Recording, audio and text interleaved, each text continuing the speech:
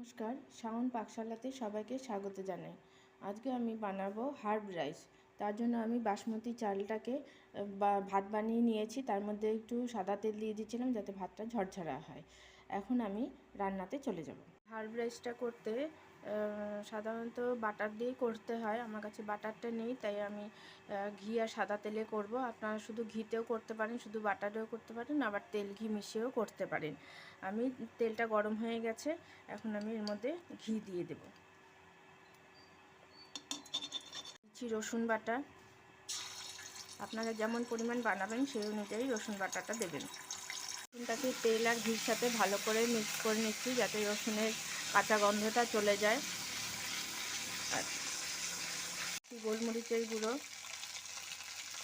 দিচ্ছি, অরিগানোটা কিন্তু লাগবেই, নইলে হার্ব রাইসটা করা যাবে না। দিচ্ছি পরিমাণ মতো লবণ, দিয়ে দিচ্ছি ভাতটা।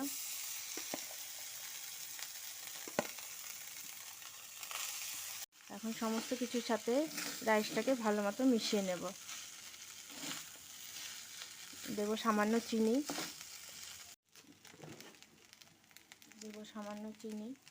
এটা খুব সহজ রান্না, খেতেও খুব ভালো লাগে। আপনারা ব্রেকফাস্টে, বাচ্চাদের টিফিনে আপনারা খেতে পারেন, ডিনারেও এটা খেতে পারেন।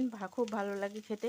খেয়ে ভালো লাগলে পরে আমার চ্যানেলটিকে সাবস্ক্রাইব করবেন, লাইক করবেন, শেয়ার করবেন আর কমেন্ট করে আমার পাশে থাকবেন।